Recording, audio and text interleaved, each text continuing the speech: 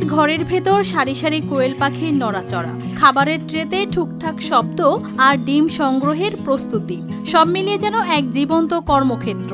এই খামারের প্রতিটি কোণায় জড়িয়ে আছে ২৬ বছরের তরুণ নাহিদ ইসলামের পরিশ্রমের গল্প। মনে করি এটা খুব সুন্দর একটা উদ্যোগ এবং কোয়েল পাখি চাষ করার মাধ্যমে আমাদের এলাকার বেকারত্ব অনেক দূর হবে এবং কোয়েলের পাখির মাংস খুবই সুস্বাদু, পুষ্টিকর এবং কোয়েলের যে ডিম, এই ডিমেরও প্রচুর চাহিদা আছে।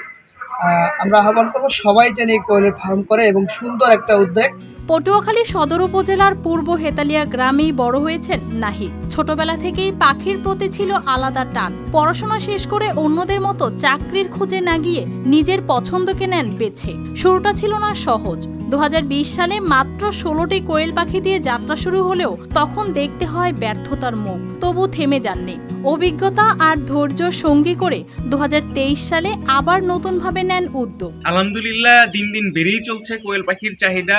আমরা যারা তরুণ আছি বিশেষ করে তারা আসলে এখান থেকে যারা ডিম নিয়ে কাজ করতে চায়, এখানে সময়টা একটু কম লাগে, পুঁজিও কম লাগে। সানবিট সব দিবে সামাল। সানবিট ম্যাজিক প্রেস ডিশওয়াশিং এর মাথা ঘোরানো সলিউশন। তো আপনারা যারা চান এটা শুরু করতে পারেন, কারণ এটার ব্যাপক চাহিদা আসলে দিন দিন বাড়তেছে, কমতেছে না। এখন তার খামারে ৫,০০০-এর বেশি কোয়েল পাখি। প্রতিদিন নিয়ম মেনে পরিচর্যা, খাবার আর আলো বাতাসের ব্যবস্থাপনায় উৎপাদন হচ্ছে হাজার হাজার বাচ্চা। এই ফার্মটি পটুয়াখালী জেলার আশেপাশে প্রায় ২০০ থেকে ২৫০টির মতো ফার্ম হয়েছে, বা এই ফার্মের ডিম এবং কোয়েল পাখি নিয়ে আমাদের মতো বেকার যুবকরা কর্মসংস্থানের ব্যবস্থা করে নিয়েছে এবং এই ফার্মটির দেখাদেখি তারা উৎসাহিত হয়ে এরকম খামার করতে আগ্রহী হচ্ছে। এই সাফল্য শুধু নাহিদের একার নয়, কাজের সুযোগ পেয়েছে অনেক বেকার তরুণ।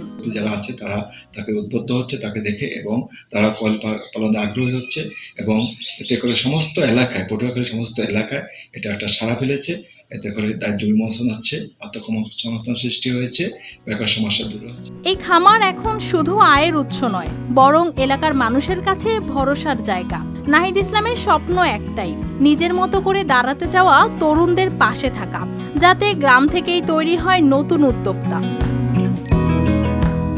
News desk, RTV।